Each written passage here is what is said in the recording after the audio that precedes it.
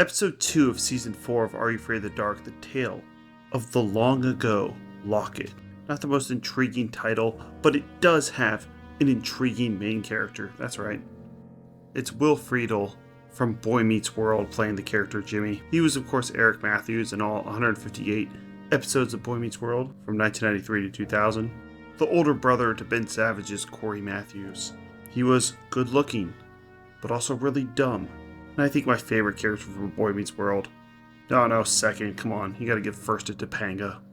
You know why. If you didn't have a crush on Topanga in the late 90s, you were probably gay. And while Will Friedle's acting is great in this episode, it of course starts with the Midnight Society meeting in the clearing. It looks like they are continuing the storyline of the love triangle between Sam, Gary, and Frank. Yes.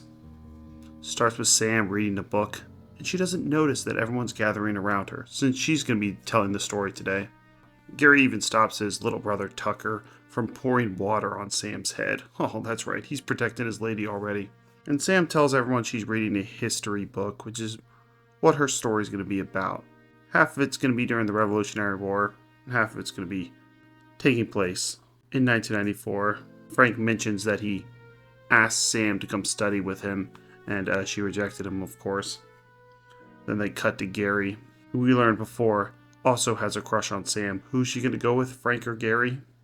Well, she hasn't chosen yet, but she's definitely leaning towards Gary. In fact, Frank's getting rejected every single time, but he is persistent. And Gary's being a bit too shy. So they leave us on a cliffhanger about this love triangle, but they actually do conclude it at the end. And Sam begins to tell her story. It starts in a history class with Jimmy Anderson dreaming about a girl that he's in love with named April. He has an awkward exchange with her when she goes to her locker and he asks her to hang out, but another guy slides in there and asks her to go to a dance. And Jimmy, well, he's a shy guy. He just ends up getting scared and backing away, which he's going to regret later because she actually did agree to hang out with him on Saturday night.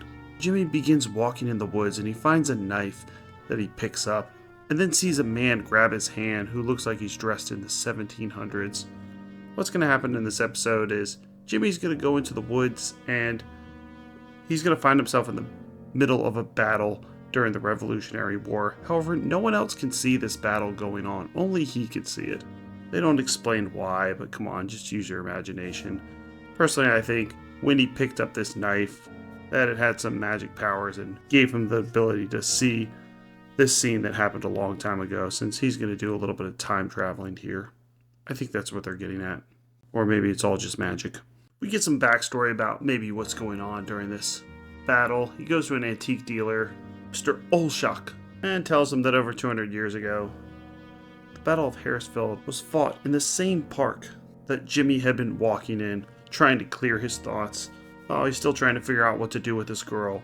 And it's always easy to shoot in the woods, so of course he has him walk in the woods. And the battle was between the Minutemen and the Redcoats. You see, the Redcoats are trying to track down this guy because they're actually going to attempt to hang him. And that's where Jimmy has to save him at the last minute. You see, this man that was asking him for help early on and who was wearing this white shirt is named Lieutenant William. And he was on his way to Harrisville to tell a girl that he's in love with, well, that he's in love with him. Do you see the parallels here?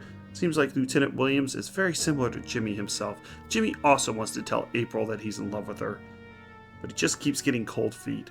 So he sees this vision of Lieutenant Williams, who wants to do the same thing as Jimmy wants to do, except for Lieutenant Williams is being chased by redcoats that are shooting their muskets at him. So he's in a way worse situation.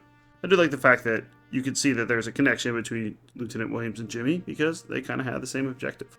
And Are You Afraid of the Dark always does this. This is a kid's show, so they can be lazy. They don't really have to give a backstory of what's happening here. I mean, he's seen visions of something that happened hundreds of years ago in this woods, but they take the extra effort that I think some of the best kid shows and kid movies do to explain things that really only adults would understand. Because they know there's going to be adults watching this TV show with their kids.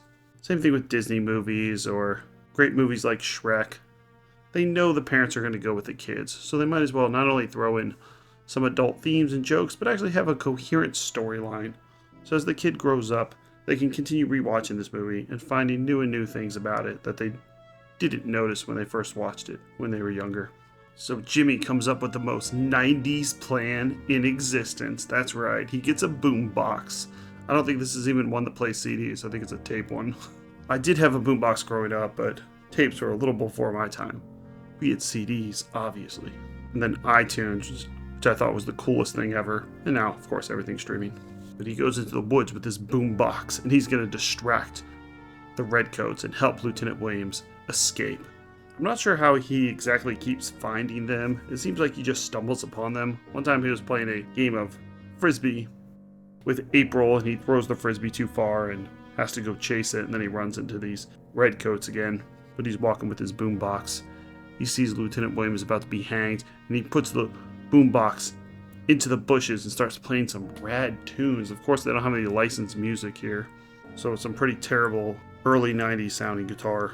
Interestingly, the Redcoats don't seem to really care. They go and find the boombox, then destroy it. I figured they'd be like, oh, what is this witchery? What is this?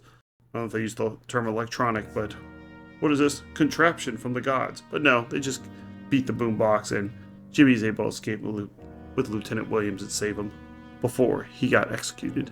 So Lieutenant Williams gets to meet his long-lost love, and Jimmy gets to meet April at the end and confesses his feelings for her, and we're led to believe there's a nice ending.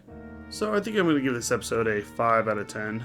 The best part, of course, is seeing the guy from Boy Meets World, and he does do a good job in this episode, as coming off as the average guy. Seems like they're supposed to be portraying him as a bit of a dork, but he just comes off like an average fella who's just a bit on the shy side. But outside of that, I wouldn't say there's anything too special about it. We've seen people be chased in the woods before, and period pieces aren't necessarily my favorite, but this is a decent episode. Next up is episode 3 of season 4, The Tale of the Water Demons.